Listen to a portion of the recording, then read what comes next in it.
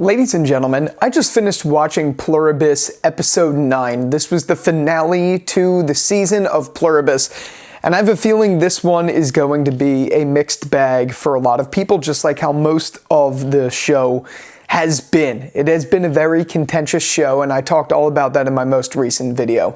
But that being said, I fucking loved this episode too, and I liked that this put a nice bow on the entire season 1 arc that we got with Zosha, with Carol's development from going from being very, very much against the joining to becoming all for it because of Zosha, or not all for it, but being okay with it because of Zosha, to back to being completely against it to the point where she asked them to give her an atom bomb again, which was a fantastic way to go out. So I do think this episode did suffer from a lot of the things, a lot of the people who are giving this show negative reviews I guess is the word I'm looking for. Essentially what I'm trying to say is, if you didn't like the show already, you're not going to like this episode for sure. And I actually think for a lot of the people that felt that way, this probably put a perfect bow on that, because this wasn't explosive. Yes, there was a shotgun in this episode, but this wasn't anything that was going to change a lot of those people's minds about that. Again, there's no right answer to that, and that doesn't mean someone is stupid or anything. So before any of you in there in the comments say any of that, I hate that. I'm sorry, it's not true. But I can understand why those people who didn't like it didn't like this. I, on the other hand, thought this was a fantastic revelation, a fantastic look into what the future might hold for this show and all of that. And I'm very, very excited to see where we go from here. So this episode followed Zosha finally, not Zosha. This episode followed Carol finally meeting up with Manus, and Manus coming in, and their meeting was, of course, really awkward, and it was everything that I personally wanted it to be, where he comes in off the rails, and Carol has to maneuver him. I was a little disappointed, to be completely honest, that they didn't really go much further with that, and Carol didn't try to explain a little bit. She did a little bit. She told him that they couldn't lie or anything like that, but I feel like a lot of their issues that they had together could have been avoided if she had simply shown him the whiteboard and been like, yes, I've been with her, all of this stuff. I went from feeling like you to learning all of this. But on the other hand, as much as I wished we got all of that, I'm so glad we got what Manus showed us too, in that he's still trying to learn more about him. I even find it interesting that he basically apologized to the guy that he was going to cause to have a seizure before he did it. I thought that was all very, very interesting and fun to watch. And as explosive as this episode gets is when Carol goes in there, because she sees that Zosha is having a seizure as well. So she goes in with a shotgun. It made me jump because I pee my pants every time there is a jump scare. She goes in, shoots the shotgun at the wall just to alarm Manus, and it forces him to stop, and she puts him in the trunk. I thought that was very interesting. Yeah, man, this was an episode for me that I think put a bow on the story really well. Was this explosive or anything like that? No, it wasn't, but it did, like I keep saying, put a bow on everything we got. And I'm glad we're finally back to this place where Carol is completely against the joining and all of that, because of the big reveal in this episode that the joining people, all of them, have been using the stem cells within the eggs that she froze back when she was with Helen, to essentially speed up a way for her to join them, basically from what I understood, without their consent. I do need to go back and watch this again. I was watching this, I was on the edge of my seat, and that's why I love this episode so much. I was on the edge of my seat, like blown away by this episode in that regard. But I didn't quite understand that, and maybe I got to do more research on stem cells and all of that, because I don't know enough about them, but I didn't think that's, like, how would they do it? Would it be when Zosha and Carol are like kissing or so? I didn't understand that. I just didn't understand it. So that's interesting, because that goes back to their, even though they don't seem evil, that is an evil, malicious sort of intent for someone who has very much expressed that they do not want to be part of this joining. And for as much as I love Zosha, I'm a big fan of her. I think her chemistry with Carol, or I should say Carolina Wydra with Ray Seahorn, I think they work so well together, so it it is upsetting to me to see that they're going apart in that regard. But I think it's going to make for excellent storytelling. And I do think if the writers pull it off the way I do trust them to do, I think they're actually going to take this premise to the next level now that we have Manusos and Carol essentially teaming up. It's the direction I figured they would probably go in, because I think they wrote Carol for the most part consistently so that she was always not for the joining. So when anything broke that catalyst, that she would go back to Manuso's side. So I didn't think it was like a shock that she did, but it was unfortunate to see that the way it went down for the sake of the chemistry, in my opinion, of Zosha and Carol. And I'm not saying that in a shipping sort of bullshit way.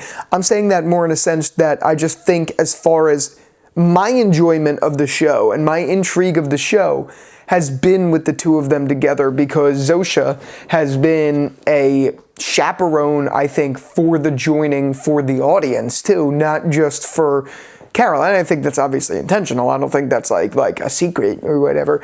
But I think going into a next season of this show, I'm very interested to see how this is going to go. And I do hope, genuinely, even though I did love this season and I thought this season was really good, I do hope they take this, the premise that this is going in, and make it a little bit more, I'm not going to say fast-paced, because that's not the word I'm looking for, and I'm sure that already alerted all the Vince Gilligan apologists out there who were like, oh my god, he's a fucking idiot for saying that. I'm sure that alerted all of you guys, but, you know, whatever. I hope they take this premise and just accelerate it a little bit. I'm not talking about pacing and slow burn. I am just talking about that this season was like reading a book, which isn't a bad thing. It's not a bad thing at all. There were just times where this premise is so strong on paper that it just fell flat in execution. That doesn't mean I think it was like slow in a, like, or that it was a slow burn and it was boring and TikTok brain. That's not what I mean by that at all. I just think they've set up a very solid foundation with the first season, and albeit that first season was a very much slow burn, but I hope they can take that and accelerate it a little bit more in season 2. I trust them to do that. I'm not saying that I'm like concerned, or I'm not even saying that really as a complaint. I just think more or less this premise, this foundation was set up really strong. And now I see the complaints of the people who didn't like this season and say they took that too far and it was way too slow. I can understand that. I don't agree with it. But I do think there's a happy medium where this premise was really strong. Conceptually, it's great. I just think they need to push that execution a little bit forward.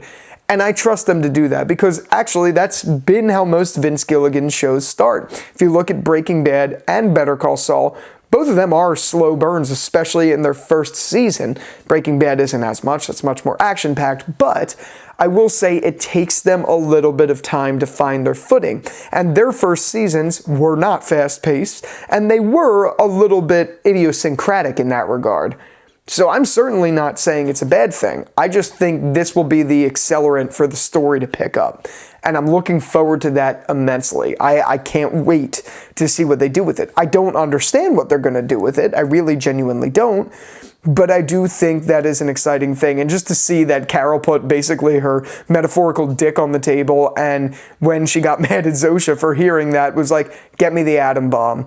I thought that was absolutely fascinating. I thought that was really funny and a really good like power move on Carol's part. But again, it sucks to see Zosha and Carol separating in that way. But the whole time that I'm watching them and the whole time that I'm seeing Carol interact with Zosha, I'm like, bro, this is the same person who's been writing on her whiteboard that they eat people, all this stuff.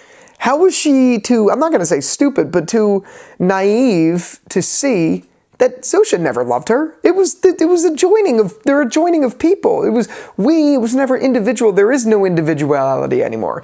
I know she got lonely when she was abandoned for 40 days, and I know she needed that companionship, so she relied on Zosha, and I think in a lot of ways Zosha became the surrogate for Helen and all of that stuff. But that being said, It's not. You're talking to the fucking world. You're talking to still, at this point, I don't know how many people Manus killed, but you're talking at this point still probably at least 6 billion people. You know what I mean? Like, okay. I don't know. But I am as much, again, I keep going back to this, but it's true, because it's what I feel. As much as I'm disappointed that we're going to get a separation between Zosha and Carol, I'm very excited to see where that goes now, and I think they set up a pretty solid foundation.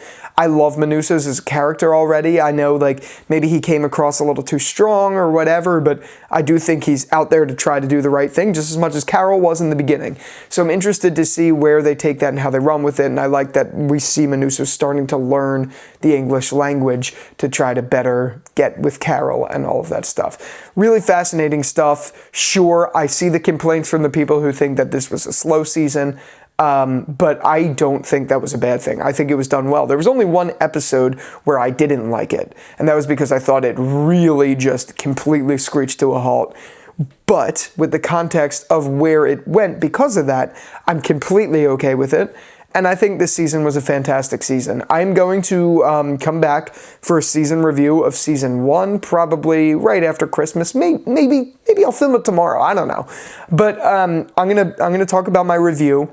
I guess my TLDR for the review is this was one of my favorite seasons of TV of all time, but in a very different way from other shows. I think in a lot of ways this was. How do I word this? This was good for a pace that I'm not typically a fan of. And again, for the apologists out there, I'm not saying that it's the slow burn aspect of it. I'm saying this season was methodically too slow. And that's okay. It's just not the premise that I'm as much of a big fan of.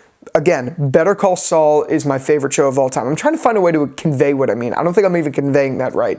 Better Call Saul is my favorite show of all time, and that's a slow burn. But this season had a very strong premise, but a even slower execution. And it was, at times, you had to put your patience at the door, or I don't even know how to describe what I mean. I'm not saying it's a slow burn in a bad way, but this was slower than I'd be used to or anticipated. But still, this was one of my favorite seasons of TV. I would argue this can be up there as a favorite show of mine, depending on where it goes from here. But time will tell. If it stays at this pace, I don't know where I'm going to rank it. The premise is, I think, a 10 out of 10. The cinematography so far, I think, is a 10 out of 10. Ray Seahorn's acting is a 10 out of 10. So was Carolina Wydra's and all the rest of the cast that's been in this show. I just think in execution, they could work on the delivery to just give it a little bit more. That being said, I was still on the edge of my seat for every episode, just hooked into the screen, because that's what Vince Gilligan's good for, the writing, albeit, again, that slow aspect. The writing is superb. I still very much enjoy the screenwriting, it on page, the way it's told. In that regard, I just think you have a big idea, but you're executing it down here. You could bring it up here. Does that make sense? Trying to convey that, it's not easy. But yeah, I'd love to hear your thoughts on this episode and the season overall. And yeah, with all that out of the way, thank you again so much for watching this video. I will be back for a season 1 review. And just at the end of this, I want to say Merry Christmas to everyone out there. I know you'll probably be watching this on Christmas Eve. So I wish you and your families the best Christmas, and if you don't celebrate Christmas, I hope you had the happiest of Hanukkahs, the best of Kwanzas, and the best holiday. We got to get back to just celebrating people's holidays instead of happy holiday. I don't see the point. Celebrate everyone's holidays. Happy Hanukkah, happy Christmas, Merry Christmas, you know what I mean, and happy Kwanzaa, and all of the above. And say I love you to your families. Today alone, I found out the news. I made a video about it that Adam the Woo, one of my all-time favorite YouTubers, passed away yesterday. And Later in the day, I found out someone I went to high school with, who I was friends with. His name is John Brown. He passed away in surgery, and he's my age. And I wish him and his family nothing but the best. My heart is with them. I'm praying for them. And rest in peace, John. Just hug your families, say a prayer, and cherish every moment, because you never know when it's going to be your last. Sorry, this just got emotional, but it's been a day. And with all that out of the way, thank you again so much for watching this video. And until the next one, I'll talk to you later. Peace out.